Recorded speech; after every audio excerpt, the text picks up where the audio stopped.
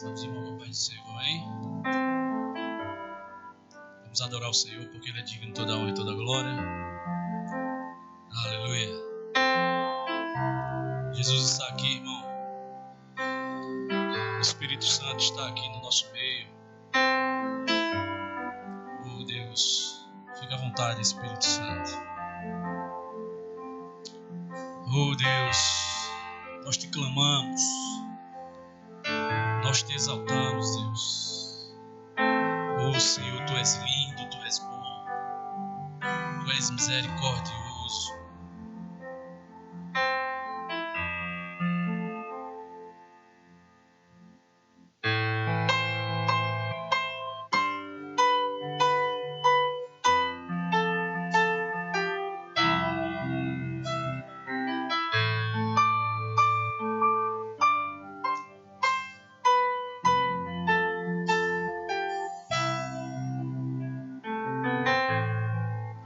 Antes de eu falar, Tu cantava sobre mim.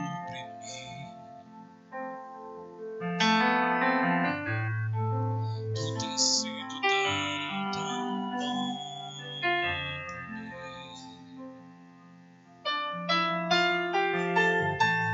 Antes de eu respirar, só nasce Tua vida em mim. Tu tens sido tão bom pra mim. Oh, impressionante, infinito, ousado amor de Deus. Oh, que deixa as 99 só pra me encontrar. Não posso encontrá-lo, nem merecê-lo, mesmo assim se entregou. Oh, impressionante, infinito, ousado amor de Deus.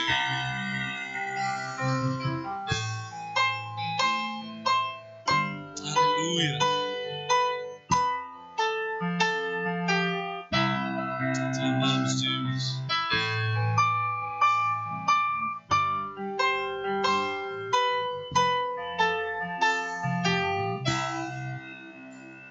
Cante. Inimigo eu fui, mas Teu amor lutou por mim.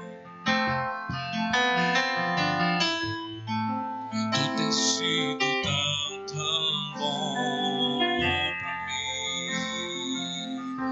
Eu não tinha valor, não tinha valor, mas tudo pagou por mim.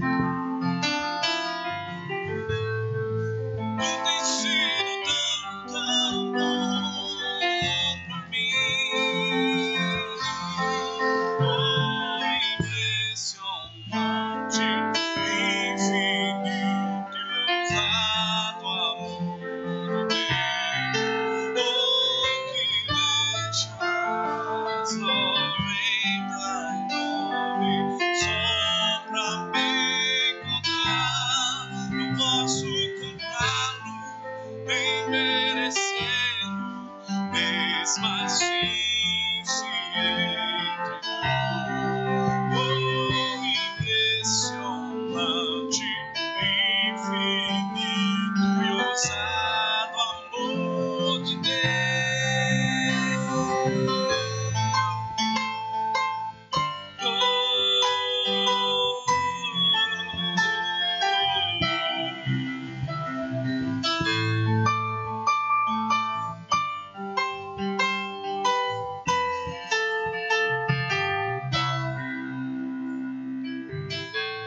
Traz luz para a sombra, escala as montanhas pra me encontrar. Derruba a muralha, destrói as mentiras pra me encontrar. Traz luz para a sombra, escala as montanhas pra me encontrar.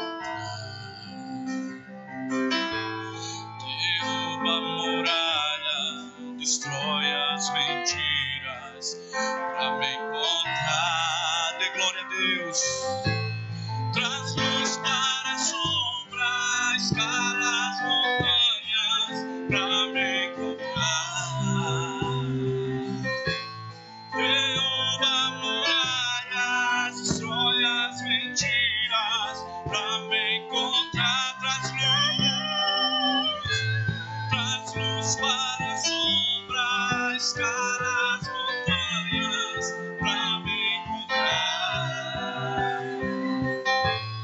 Derruba muralhas, destrói as mentiras pra me encontrar.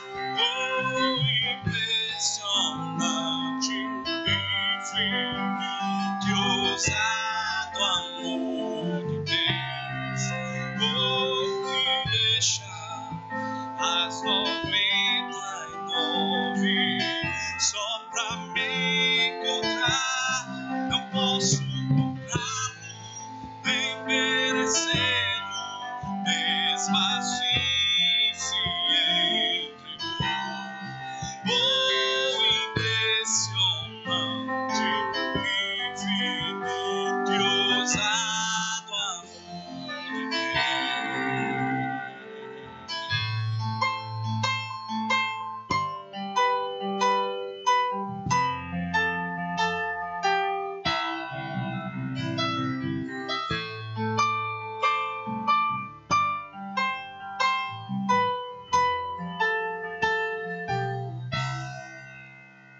Aleluia. Glória a Jesus. Vamos continuar adorando. Aleluia. Vou deixar na cruz. Aleluia. Tudo que passou. Amém? Que nós possamos estar ligados em Jesus e que o Senhor possa estar ligado em nós. Amém?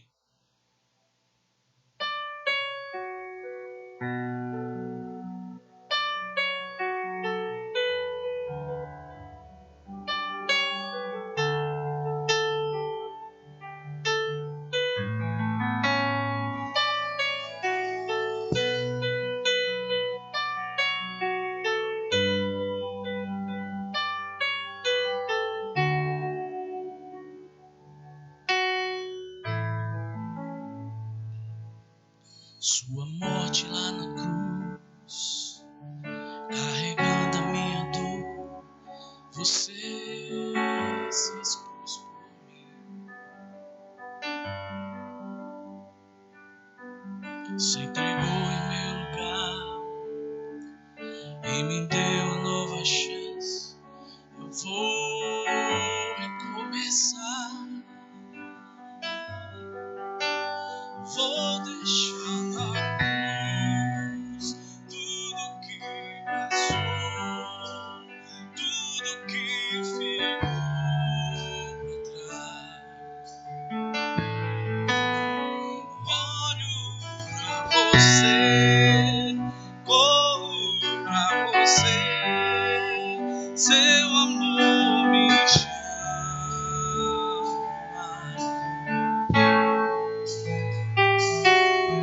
Sua morte ali na cruz, carregando a minha dor, você se expôs por mim. Se entregou em meu lugar e me deu uma nova chance. Eu vou recomeçar. Vou deixar na cruz tudo que passou, tudo que ficou pra trás. Olho pra você, corro pra você, seu amor me chama.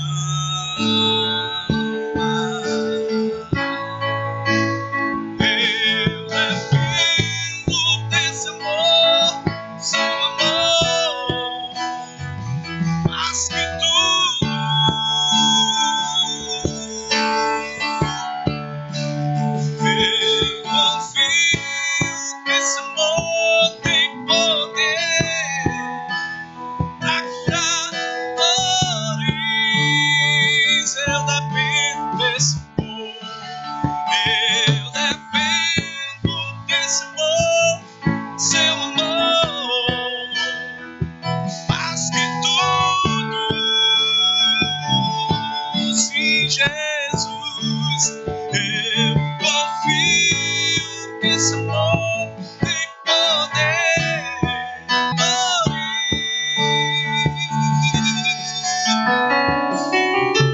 Vou deixar na cruz tudo que passou, tudo que ficou pra trás. Olho pra você,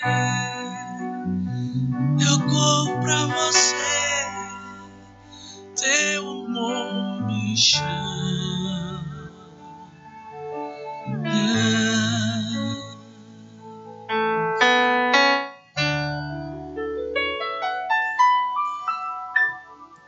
Aleluia. Não importa quem você é. Aleluia. Glória a Jesus.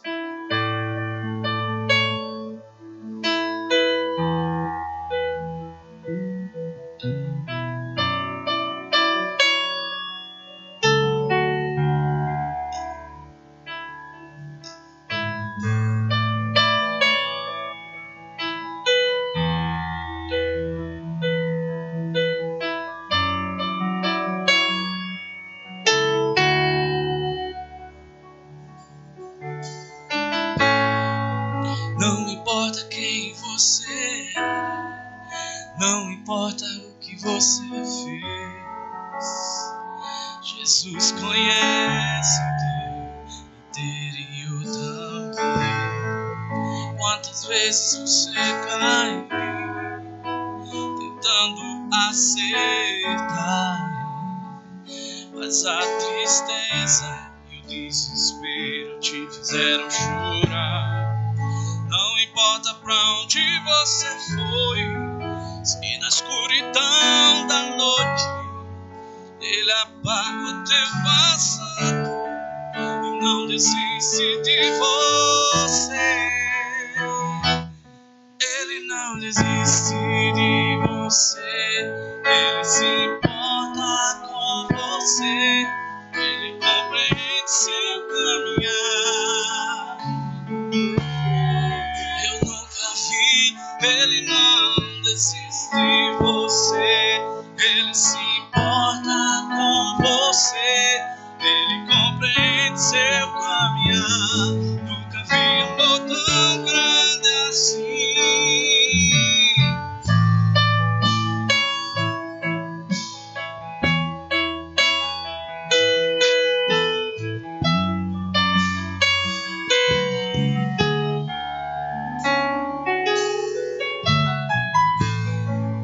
Não importa quem você é, não importa o que você fez, Jesus conhece o teu também. Quantas vezes você caiu, tentando acertar, mas a tristeza e o desespero te fizeram chorar.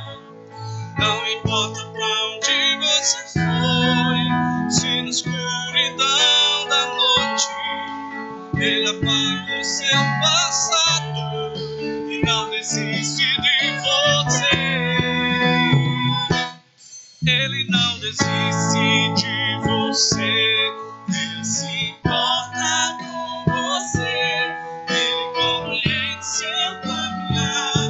Nunca vi amor tão grande assim. Ele não desiste de você, Ele se importa com você, Ele compreende seu caminhar. Nunca vi amor tão grande assim. Ele não desiste,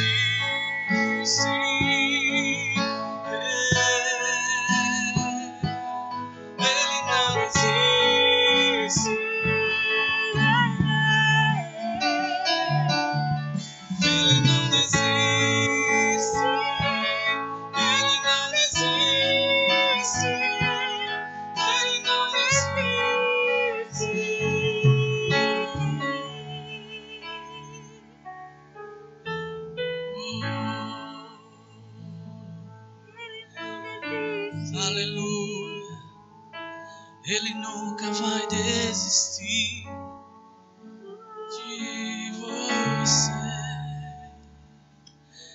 Aleluia, glória a Jesus. Tu és santo, Deus. Tu és digno de toda a honra e toda a glória. Vamos adorar o Senhor porque Ele é digno.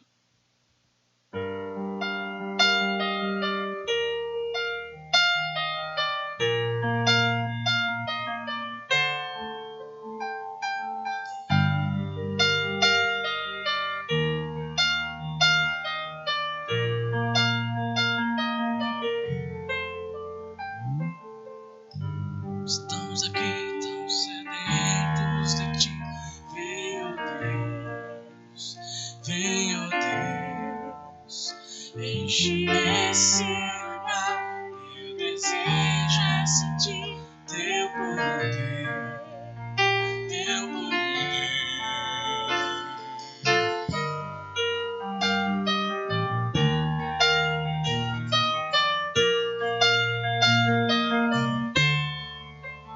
Nós estamos aqui tão sedentos de Ti. Vem, ó Deus, vem, ó Deus, enche. Isso é tempo do Espírito Santo. Teu poder, Teu poder. Então vem me incendiar. Meu coração é o Teu altar.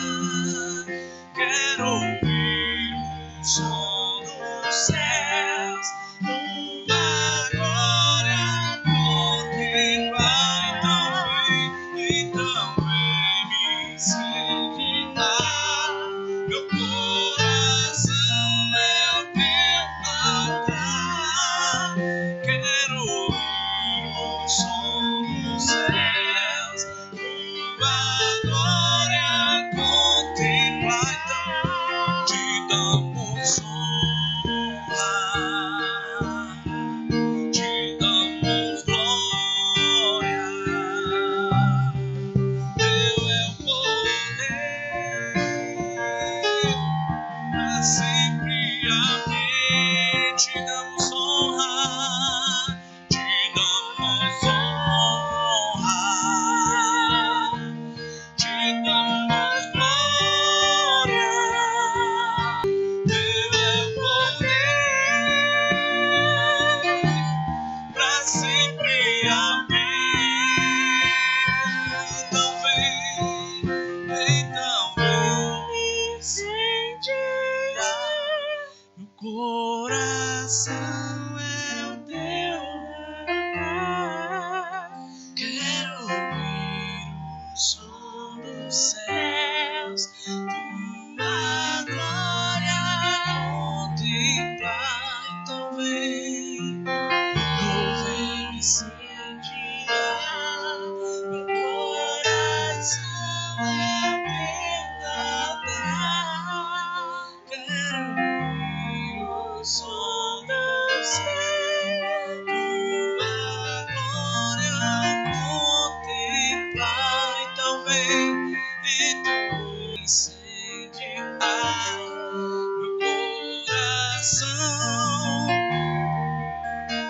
oh, meu coração é o Teu altar, Senhor. Quero ouvir o som dos céus, tua glória contemplar.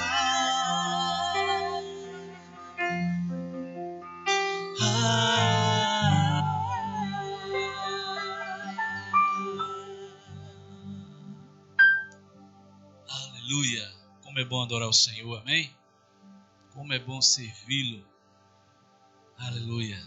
Glória a Jesus. Vamos receber o nosso pastor. Glória a Deus. Aleluia, Senhor.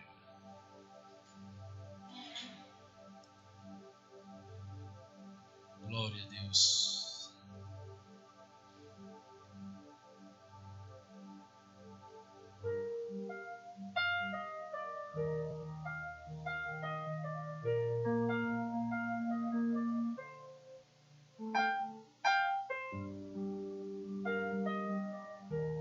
Glória seja dada ao nome do nosso nosso Deus. Estar aqui nesse ambiente é algo que alegra o nosso coração, porque nós entendemos que onde estiverem 2 ou 3 reunidos no nome do Senhor, ali Ele estaria presente. Indispensável de consolidar que a maior alegria será quando tudo isso acabar e a gente possa contemplar o que nós que ficamos aqui nesse posicionamento e temos a visão panorâmica da nave do salão e a gente não consegue ver as multidões fisicamente presentes aqui, mas a gente consegue contemplar como quem crê que não vai demorar e nós vamos nos encontrar novamente para cultuarmos juntos, como diz o salmista: ó, como é bom e como é agradável viverem unidos os irmãos. E todo o ajuntamento que nós nos propomos a fazer quando viemos à casa do Senhor é justamente porque existe uma alegria e uma gratidão no nosso coração pelo que já foi feito por nós, por meio de Cristo, através da cruz do Calvário, onde Ele nos justificou. Mas existe um outro consolo que nos deixa feliz. É quando nós entendemos que o nosso Deus, Ele está presente em todos os lugares, porque um dos seus atributos é a onipresença.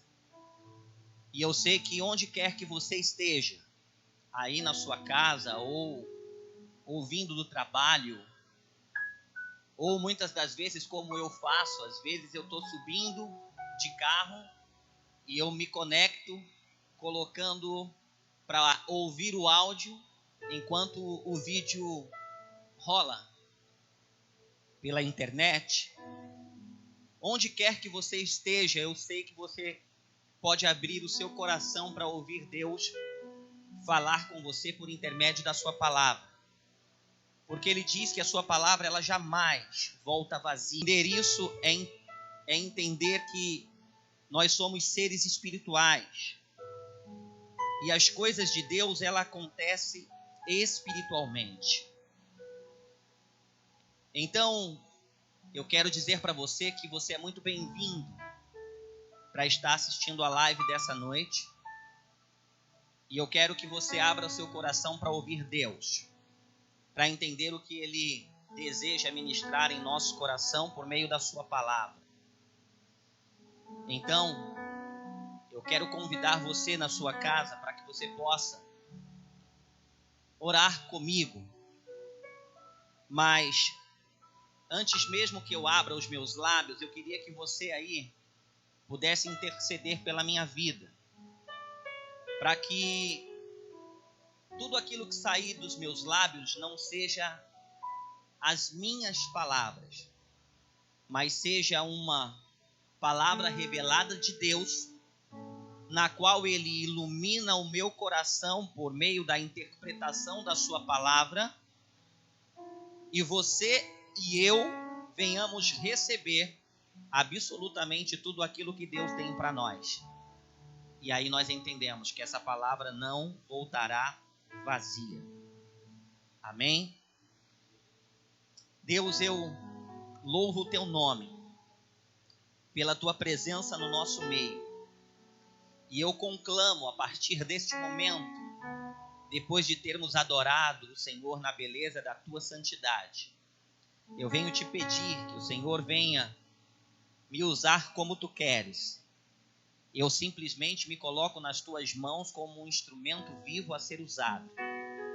E que tudo aquilo que nós precisamos ouvir venha do teu coração para o nosso coração. E tudo aquilo que eu, como seu porta-voz, venha liberar, possa alcançar os corações necessitados na proporção de cada necessidade. Porque o Senhor sonda-nos, conhece-nos e sabe o que vai no profundo do nosso coração, bem como o que precisamos ouvir. Em nome de Jesus. Amém e amém.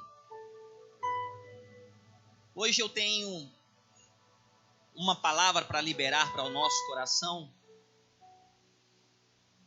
que eu a batizei como: Cristo te chama para prosseguir.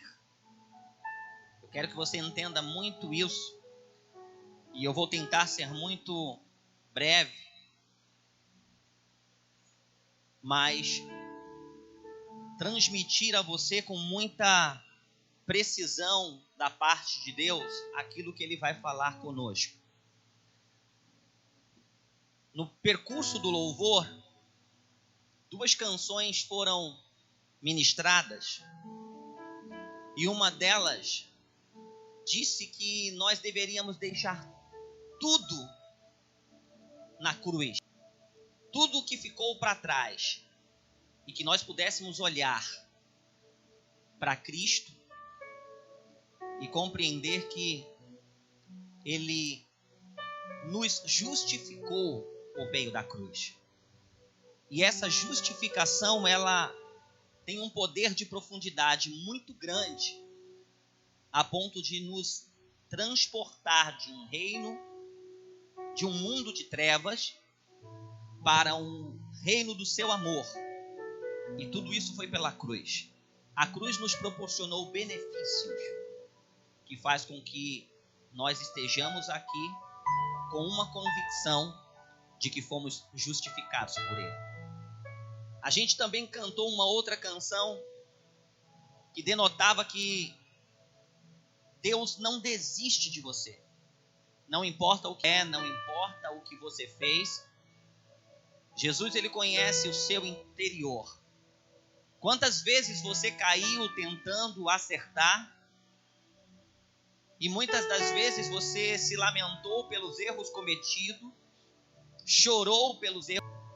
E você vê Jesus Cristo, por meio da sua palavra, dizendo: eu não desisto de você. Eu me importo com você. Eu conheço o seu caminhar. E eu quero que você consiga enxergar o tamanho do meu amor pela sua vida. Então essa canção, ela denota muito o nosso tema, quando Cristo te chama para prosseguir. O primeiro ponto que eu quero tratar nessa noite é que Deus, o Deus que não se cansa por você, é o primeiro tópico. O Deus que não se cansa por você. E lá em Isaías, no capítulo de número 40, dos versos 28 e 31, a palavra de Deus diz assim: não sabes, não ouvistes, que o eterno Deus, o Senhor, o Criador dos fins da terra, nem se cansa, nem se fatiga, não se pode esquadrinhar o seu entendimento. Faz forte o cansado e multiplica as forças ao que não tem nenhum vigor. Os jovens se cansam e se fatigam, e os moços de exaustos caem. Mas os que esperam no Senhor, e esse esperar tem o sentido de confiar no Senhor, de depositar a sua entrega, a sua vida por inteiro e por completo. Mas os que esperam no Senhor, eles renovam as suas forças, sobem como asas, como águias, correm e não se cansam, caminham e não se fatigam. Esse texto é um texto que faz exatamente uma narrativa de um Deus que Ele não se cansa de investir em você a ponto de te fazer compreender, enxergar que o maior desejo de Deus, um Pai amoroso, grandioso, é fazer você desfrutar de tudo que um pai libera para um filho. Se os filhos entendessem, muitas das vezes, os questionamentos dos pais, a bronca dos pais, a exortação dos pais, e muitas das vezes a gente só vai entender isso quando a gente se torna um adulto quando a gente se casa e a gente vai viver a nossa vida e constituir a nossa família, aí a gente vai ver que o que o nosso pai dizia, nós estamos dizendo para os nossos filhos hoje. Tudo que Deus faz para nos exortar, Ele não vai se cansar de liberar sobre nós a palavra certa, a palavra correta, mesmo que de forma, muitas das vezes, dura, mas acompanhada de amor, para provar que Ele não se cansa de fazer você compreender que Ele não desiste de você e quer o melhor para a sua vida. Então esse tópico define que Deus nunca se cansa de você.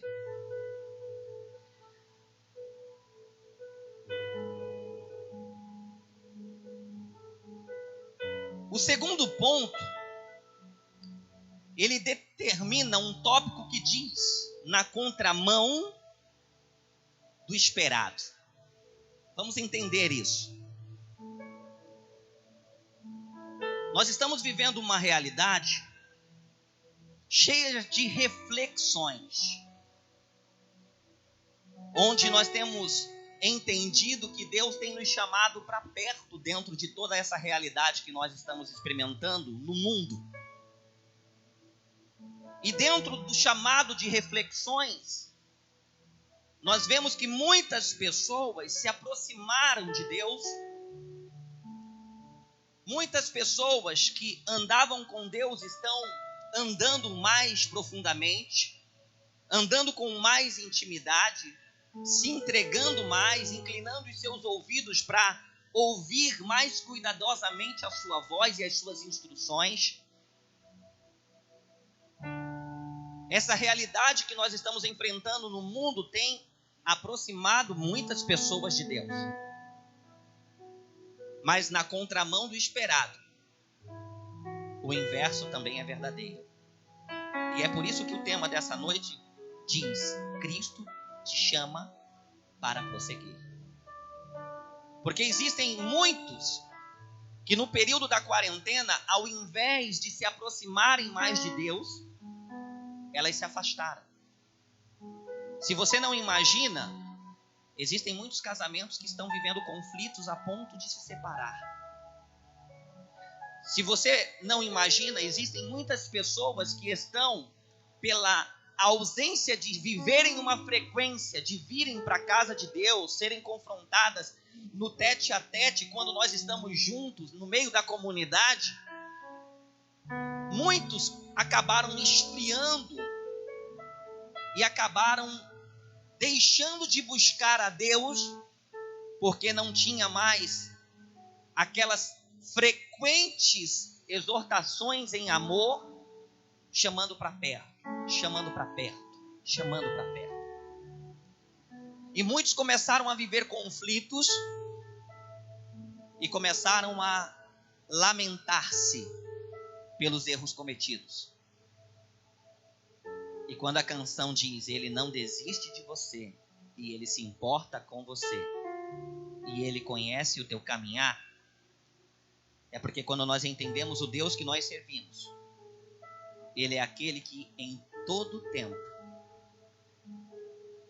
sondando toda a tua vida, Ele vai olhar para o teu coração, e o desejo dele é enxugar as suas lágrimas, te colocar no colo, como um pai coloca um filho, e dizer: filho, errou, vamos se levantar, vamos prosseguir, não peques mais, mas não cabe para você desistir, porque eu sou um pai que cuido de você a ponto de te dar todas as forças que você precisa para viver neste mundo. Um mundo onde a Bíblia diz que jaz no maligno, está no maligno. E a função do maligno sempre vai ser tentar tirar você dos braços do Pai, do colo do Pai, do ambiente que te faz ouvir a voz do Pai. Então, na contramão do esperado, muitos estão entristecidos nos seus corações por se sentirem como aqueles que desapontaram a Deus, e eles não queriam. E aí, diante dessa realidade, é como se eles parassem para se ver como Paulo, o apóstolo Paulo, escrevendo na sua carta aos Romanos, no capítulo de número 7, e ele, quando vai falar da lei do pecado, é como se você que está se sentindo culpado dissesse, como diz Romanos 7, do verso 15 a 17, e você estivesse se indagando dizendo: porque nem mesmo compreendo o meu próprio modo de agir, pois não faço o que prefiro, e sim o que detesto. Ora, mas se faço o que não quero, eu consinto que a lei é boa. Neste caso, quem faz isso não sou eu, mas o pecado que habita em mim. Quantas lamúrias muitos podem estar tendo dentro dos seus corações por terem falhado num período em que você tinha oportunidade de se aproximar mais, de buscar mais, de ler mais, de orar mais, de jejuar mais, de chorar mais na presença de um Deus que quer te fazer conhecê-lo ainda mais. E você diz: o bem que eu quero fazer, esse eu não faço. Mas o mal que eu não quero fazer, este eu faço. É a lei do pecado. Isso é muito forte dentro do coração daquele que se entregou um dia para Jesus. Porque esses conflitos fazem com que o indivíduo se sinta com vergonha e muitas das vezes fraco a ponto de não se sentir digno do corpo pelo qual ele foi inserido. Deixa eu te fazer compreender um pouco do que Paulo queria dizer aos romanos. Então existem 5 pontos importantes que precisamos entender na carta de Paulo aos Romanos, para que você venha pegar essa seção do capítulo de número 7 e compreender o que Paulo estava querendo dizer. E entendendo os 5 pontos importantes que te faz compreender o que Paulo escreveu aos Romanos, o primeiro ponto é que você precisa compreender que o tema principal desta carta aos Romanos era tratar da justificação pela fé. E o que é ser justificado? É se tornar justo por meio de algo. O segundo ponto importante para entender a carta de Paulo aos Romanos é que ela aponta que todos os homens são pecadores. Como diz Romanos 5,12, por um só homem entrou o pecado no mundo e pelo pecado a morte. Assim a morte passou para todos os homens porque todos pecaram. O terceiro ponto para você entender esta carta é que ela aponta que os que pecaram sem lei vão perecer sem a lei. E os que pecaram com a lei, eles serão julgados pela lei. Como diz Romanos capítulo 2, versos 12 e 13. Outro fundamento escrito na carta é que ela aponta que não há um justo sequer. Ele diz em Romanos 3, os versos 9 e 10, e esse eu quero ler, e abrindo aqui, ele diz, no verso 9 do capítulo 3 de Romanos: que se conclui, temos nós qualquer vantagem? Não, de forma nenhuma, pois já temos demonstrado que todos, tanto judeus como gregos, estão debaixo do pecado. Como está escrito, não há justo nenhum sequer. Ele faz um apontamento que todos são pecadores e não existe nenhum justo. Mas a carta vai delineando que um justificador está por vir. E nenhuma ação poderá ser modificada dentro dos homens falhos e pecadores se o justificador não vier. Mas Paulo vai apontar que o justificador chegou. E este justificador é Jesus Cristo, como o quinto ponto define. A justificação veio por meio de Cristo. Como diz Romanos 5:1. Justificados, pois, mediante a fé, temos paz com Deus por meio do nosso Senhor Jesus Cristo.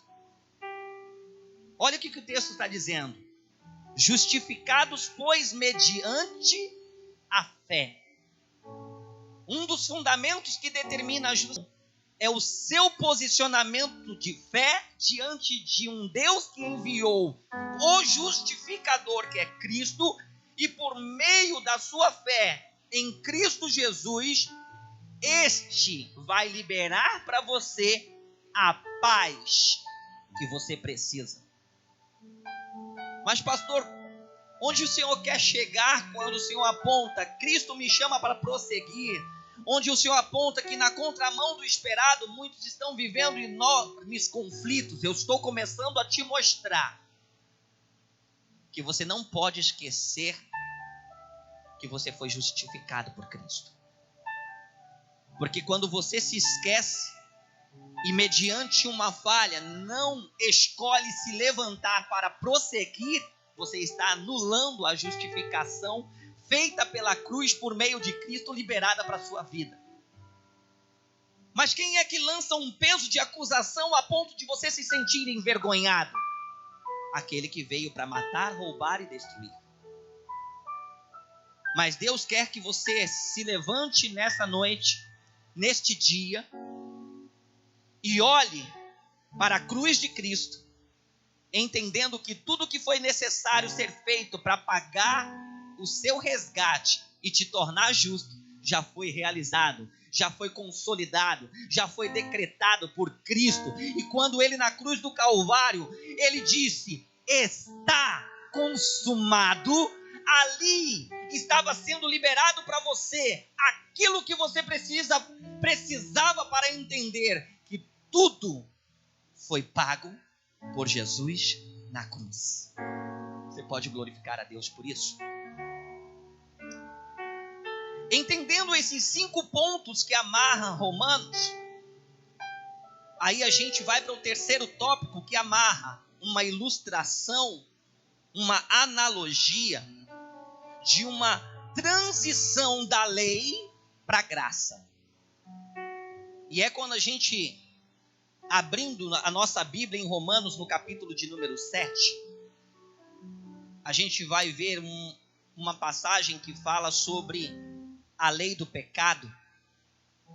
E você começará a analisar comigo, daqui a alguns instantes, o ponto que determina que aquele bem que você quer fazer, você não faz, mas o mal que você não quer fazer, este você faz. E eu estou levando você para entender que o que foi necessário ser feito já está consolidado para a sua vida. E você não pode deixar o inimigo se sentir vencedor, fazendo você acreditar num sofisma de que você é condenado pelos erros que você comete. Mas a palavra de Deus diz que quando há um coração contrito, quebrantado e arrependido, e reconhece o erro, e reconhece a falha, e se levanta, olhando para Deus, pedindo perdão a Deus, o Deus que enviou o justificador Jesus Cristo, está dando o filho pródigo voltar. E quando o filho pródigo volta, o que ele faz? Ele prepara um banquete, dá vestimentas novas, dá um anel, coloca no dedo, sandálias novas e prepara uma linda festa. Deus, ele olha para você. Deus, ele cuida de você. A única coisa que ele deseja é que você reconheça o que é necessário reconhecer para que você possa estar perto dele como você nunca deveria ter saído. Perto de Deus é o seu lugar. Perto de Cristo é o seu lugar. E a ilustração que nós vamos analisar no capítulo de número 7 da carta de Paulo aos Romanos, ele faz uma analogia com um casamento, e ele começa a dizer: porventura ignorais, irmãos, pois falo aos que conhecem a lei, que a lei tem domínio sobre o homem toda a sua vida? Aí ele começa a fazer uma analogia para nos levar a entender a justificação, uma libertação de uma lei que condena, para você entrar dentro de uma justificação que foi liberada quando você está livre de um posicionamento de lei. E ele começa a dizer no verso 2: ora, a mulher casada está ligada pela lei ao marido, enquanto ele vive.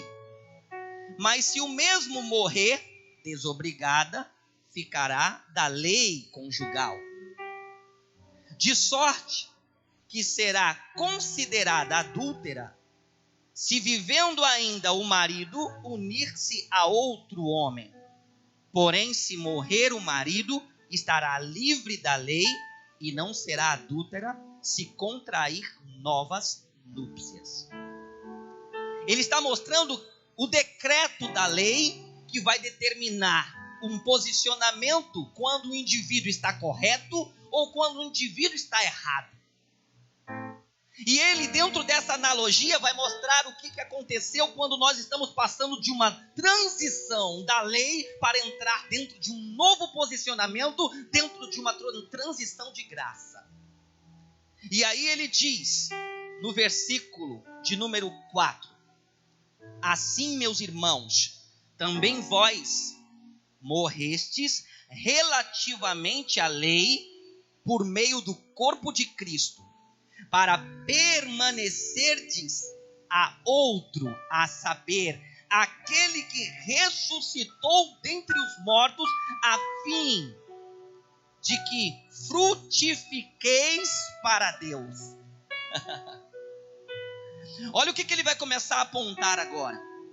Da mesma forma que ele mostrou que dentro da lei a mulher estaria desobrigada de manter o seu papel de casada uma vez que o marido morreu, ele está dizendo para nós assim: olha, assim agora é para você com relação a Cristo, relativamente à lei, por meio de Cristo, você agora está entrando em Cristo, saindo de uma vida anterior de pecado, uma vida onde você estava preso dentro das leis do mundo, e você agora está entrando dentro de uma lei de Deus que te coloca dentro de um novo relacionamento. Sabe quando o texto está dizendo que a mulher estaria livre para poder se casar de novo? E Deus olha para nós quando a gente olha por meio da fé a justificação e a gente escolhe ir para Deus por meio de Cristo. Aí era como se você entendesse assim, ó, a partir de agora você está entrando dentro de um novo casamento, um novo relacionamento. E o seu novo relacionamento vai fazer você viver novas experiências a ponto de te fazer frutificar para Deus, diz o versículo 4. Porque antes o que acontecia? A frutificação era para a morte, diz o versículo 5. Porque quando vivíamos segundo a carne, as paixões pecaminosas postas em realce pela lei operavam em nossos membros a fim de frutificarem para a morte.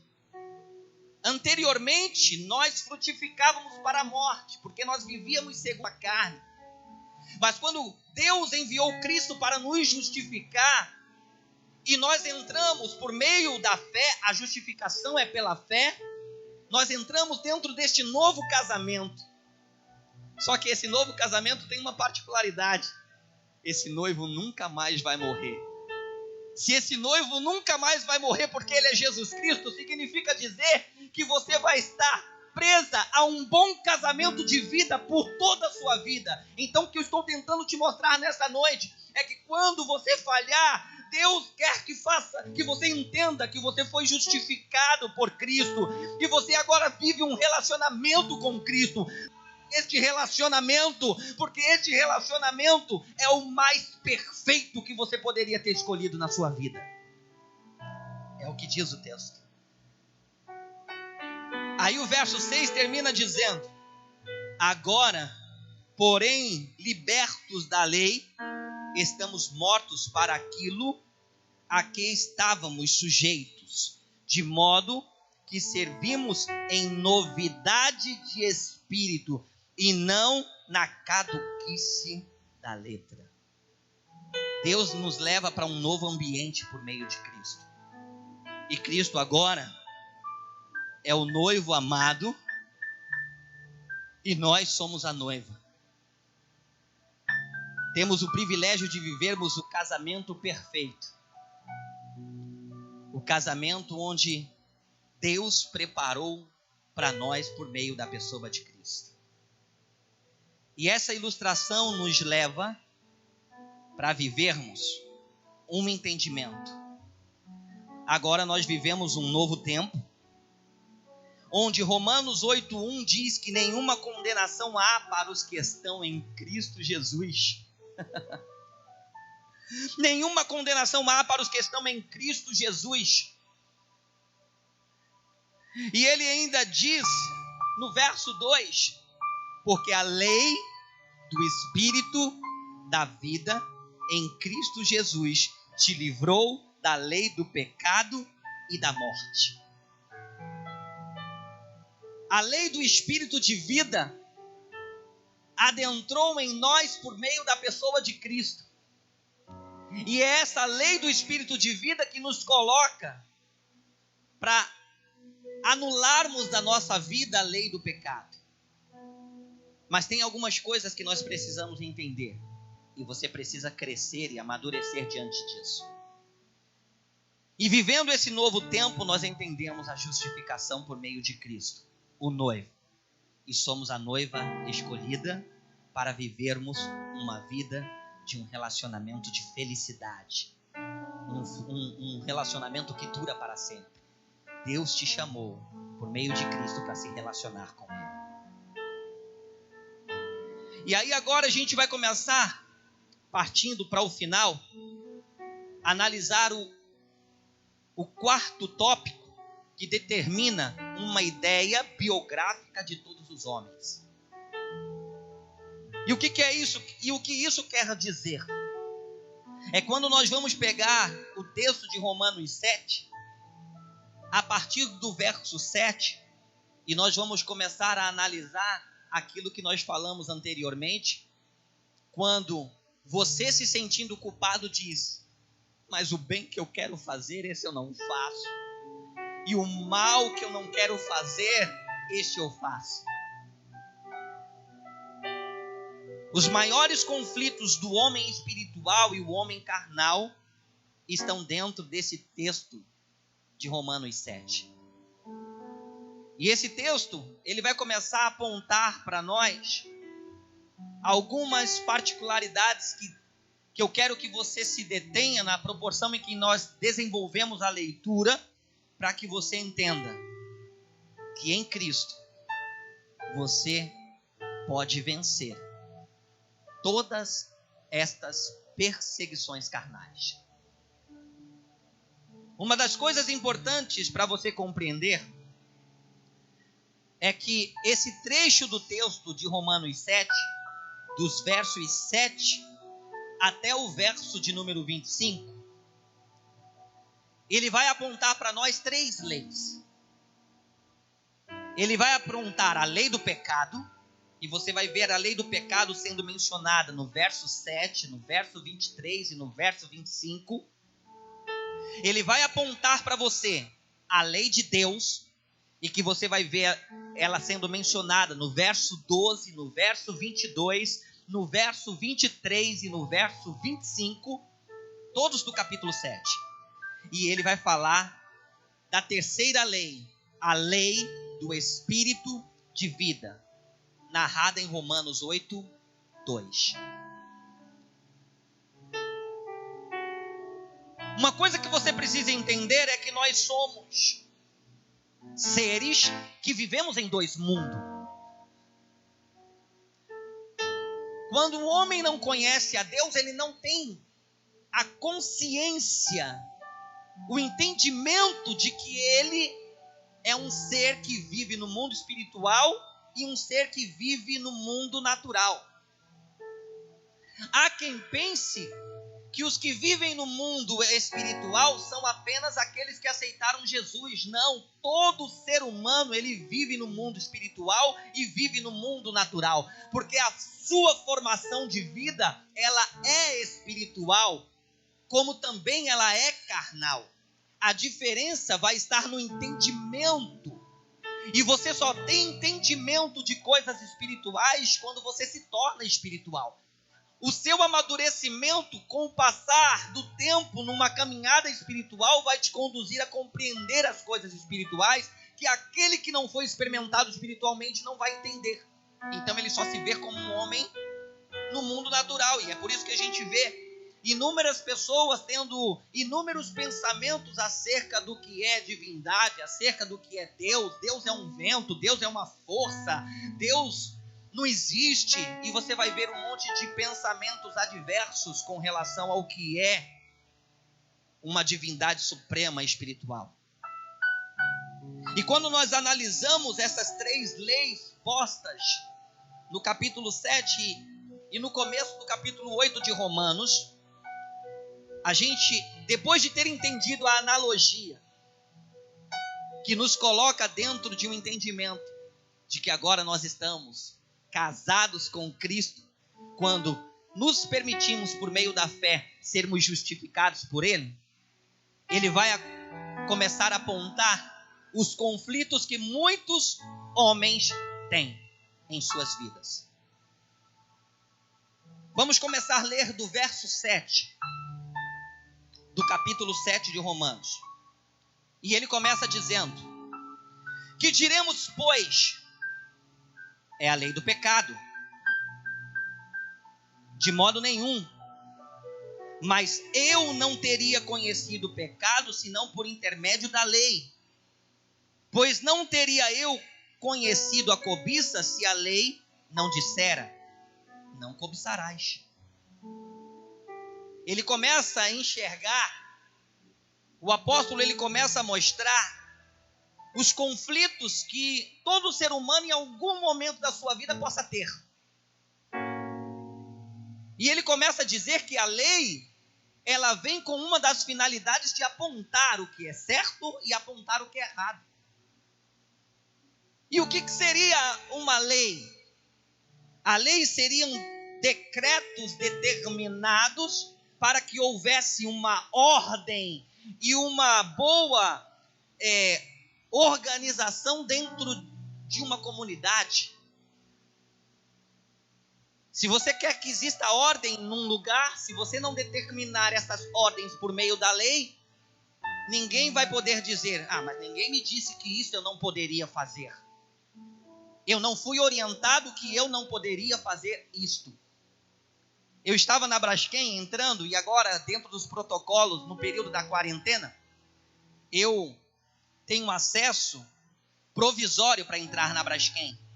E os crachás provisórios, eu pego a minha matrícula de acesso à Braskem e eu dou a minha matrícula e ela vai me liberar meu cartão para eu passar na catraca.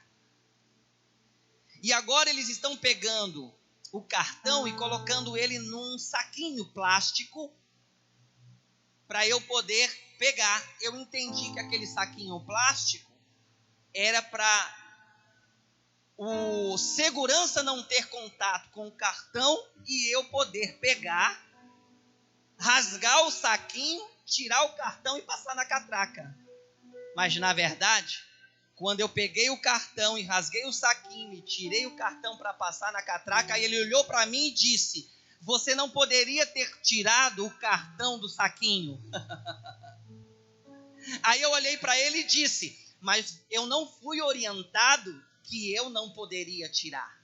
Então a lei, ela traz determinações do que eu posso e do que eu não posso fazer. E o texto, ele continua apontando que como é que eu poderia saber que cobiçar é errado se a lei não me dissesse?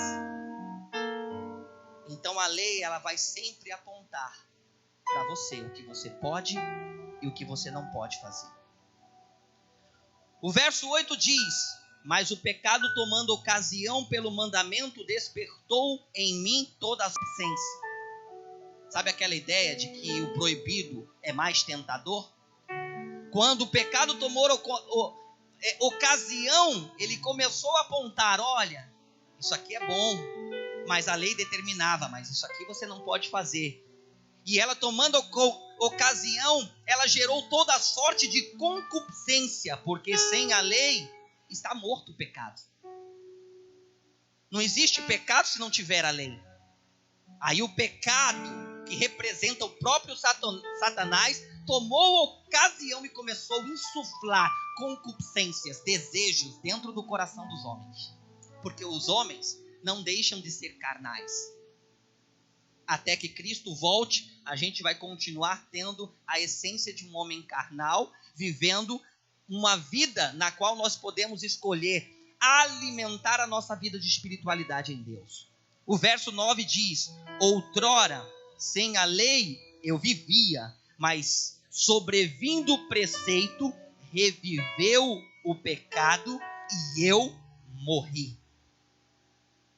E o mandamento que me fora para a vida, verifiquei que este mesmo se tornou para a morte. Puxa vida, a lei que era boa e que era para a vida, quando o pecado tomou a ocasião e começou a lançar concupiscência em mim, é como se aquela lei se tornasse para mim algo que me conduzisse para a morte, porque ela estava apontando que pela concupiscência que surgisse no seu coração, você estava suscetível a se inclinar a pecar, e se você continuasse pecando por livre e espontânea vontade, sem se redimir a um Deus que te justificou por meio de Cristo, você estava suscetível a morrer. Aí ele diz: porque o pecado, prevalecendo-se do mandamento, pelo mesmo mandamento me enganou e me matou. Por conseguinte, ele falando da lei de Deus, ele vai dizer: a lei é santa, o mandamento é santo, justo e bom. Acaso o bom se me tornou para a morte? Aí ele diz: de modo nenhum. Pelo contrário, o pecado, para revelar-se como pecado por meio de uma coisa boa, causou-me a morte, a fim de que pelo mandamento se mostrasse sobremaneira maligno, mostrando que o tamanho da malignidade que existe na carne do homem, quando ele se inclina para alimentar a concupiscência pela ocasião que o pecado insuflou sobre ele, fará com que seja despertado o que há de mais maligno no homem, que é a carne que hoje simboliza o pecado. E aí ele diz, no 14, porque bem sabemos que a lei é espiritual. Eu, todavia, sou carnal, vendido à escravidão do pecado, porque nem mesmo compreendo o meu próprio modo de agir, pois não faço o que prefiro, e sim o que detesto. Ora, se faço o que não quero, consinto que a lei é boa. O que ele está querendo dizer? Quando é que eu defendo que a lei é boa? Porque a lei tem o poder de apontar para mim quando eu estou errando.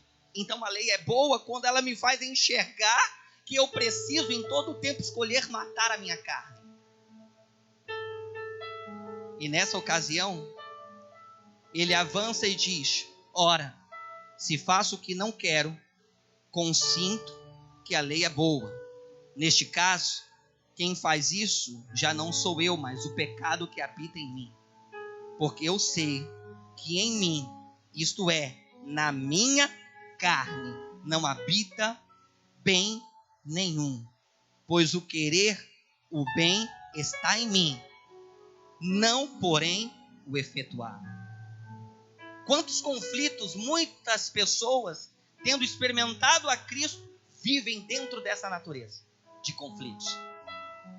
E por que é que eu comecei antes mostrar para você sobre o poder da justificação de Deus por meio de Cristo para a sua vida? Porque na verdade só existe uma maneira de você vencer isso.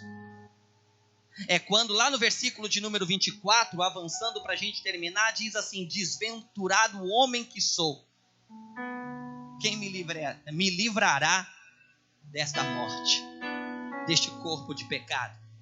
Aí o versículo 25 diz: graças a Deus por Jesus Cristo nosso Senhor, de maneira que eu, de mim mesmo, com a mente, sou escravo da lei de Deus, mas segundo a carne, sou escravo da lei do pecado. O versículo 25 está mostrando que Cristo é a única solução para te fazer vencer o pecado pela carne.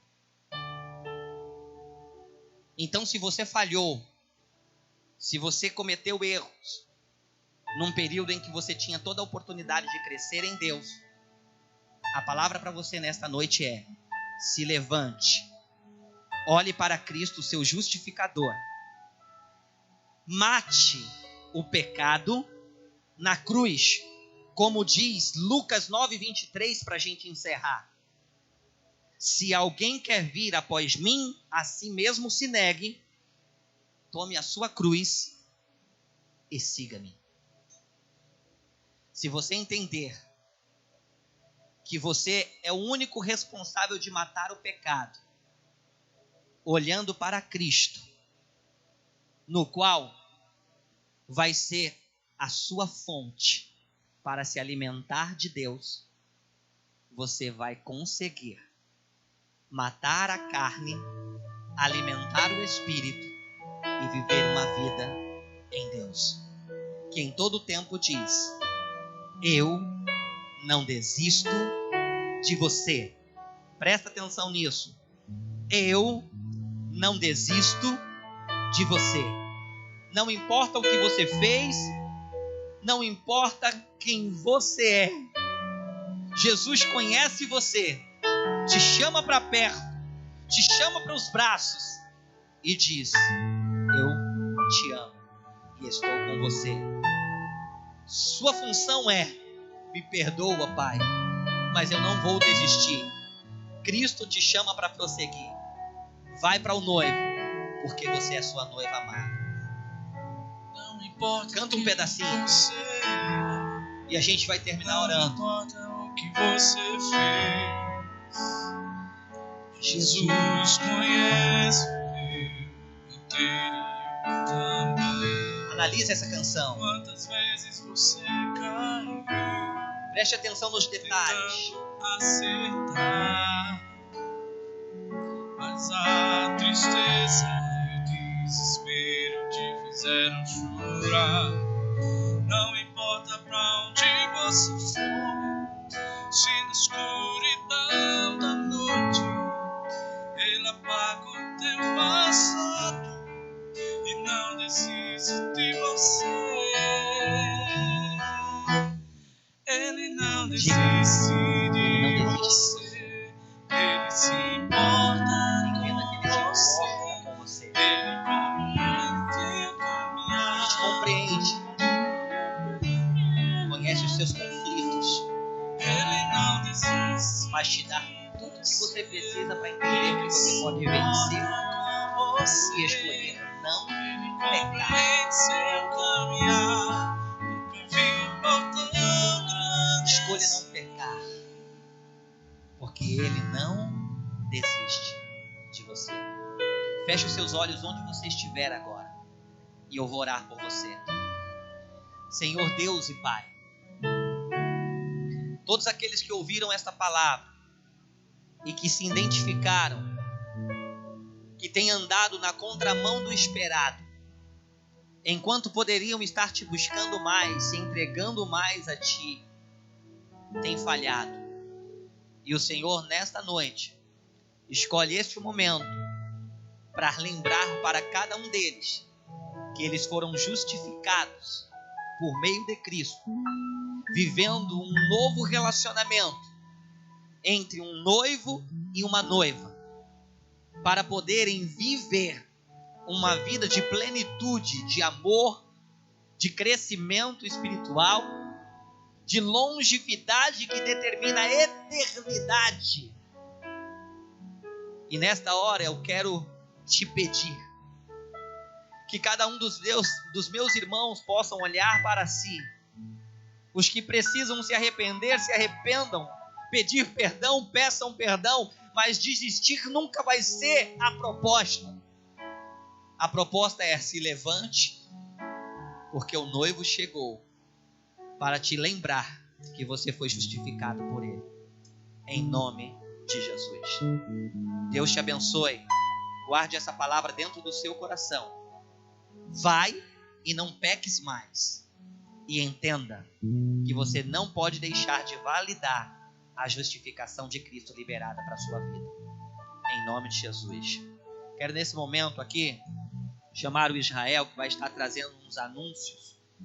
Pode fazer tudo e terminar, Israel. Não tem problema não. E eu me despeço de vocês, deixando a paz do Senhor, dizendo que estou com saudade de todos e os amo muito em Cristo Jesus. Fiquem todos na paz e Deus vos abençoe. Vem cá, Israel. Amém, irmãos? Guarde essa palavra no seu coração. Que Deus ele fale fortemente a sua vida, a sua família. Escolha viver com esse noivo. Esse noivo que nunca vai morrer. Você vai viver uma vida, um matrimônio espiritual abençoado. Amém, irmãos? Irmãos, vamos aos anúncios. Domingo agora nós teremos Santa Ceia. A Santa Ceia será transmitida pelo canal da sede, pelo canal do Rio de Janeiro. E em função ainda de estarmos em quarentena, aquele esquema do suco de uva, o pão, você na sua casa, reunido com a sua família. Esse momento será no culto da manhã, sábado amanhã, entre as 9 horas e 10 da manhã. A pastora Adriana e o pastor Wagner estarão aqui na igreja, arrecadando alimentos, abençoando a vida dos irmãos. Você que pode, venha até a igreja. E também, para dizimistas e ofertantes, a conta da igreja vai estar aparecendo aí na sua tela. Já passou, pronto, está aí ao vivo agora. Já passou em alguns momentos durante a live. Você pode, eu disse minha sua oferta nessa conta que está aparecendo aí. E também nós iremos orar pelo João Pedro, né, uma criança de 3 anos, filho do Jairo e Thaís, lá do Vale, no Rio de Janeiro, encerrar o culto. Amém, irmãos? Então, nesse momento, eleve seu pensamento a Deus. Senhor, eu coloco a vida do João Pedro, Pai, Senhor, em Tuas mãos. Essa criança, Deus, essa família. Senhor, eu venho, Senhor, de pedir, Pai, Senhor, que o Senhor opere, Senhor, os Teus milagres e Suas maravilhas. Pai, pelo poder do Teu santo nome, guarda, Senhor, o seu pai, Jairo. Guarda, Senhor, a sua mãe, Thaís. Deus, em nome de Jesus, Pai, que a Tua potente mão, Pai, Senhor, que haja provisão, Pai, dos céus, Pai, Senhor. Em nome de Jesus eu te peço, Pai, Senhor, que tudo aquilo, Pai, Senhor, que é contrário, Deus, à Tua vontade, Pai, Senhor, não prospere, Pai, não nutra efeito, e que no nome de Jesus o Teu poder, Pai, Senhor, ele possa ser manifesto. A Tua palavra fala, Deus, que o Teu aperfeiçoa na nossa fraqueza. Então, Deus, eu te peço, opera, Senhor, os Teus milagres, Pai, Senhor, tanto na vida, Pai, do João Pedro, como na vida, Pai, Senhor, de todas as pessoas, Pai, nesse momento que necessitam de uma intervenção sua, de uma intervenção divina. Deus, ser, Senhor, com a vida do Teu povo, em nome de Jesus Cristo. Amém? Só mais uma informação. Domingo é de 8 às 9, certo? Que o Senhor, ele possa te dar um fim de semana abençoado. Que o Senhor, ele possa edificar a sua vida, em nome de Jesus Cristo. Fica na paz.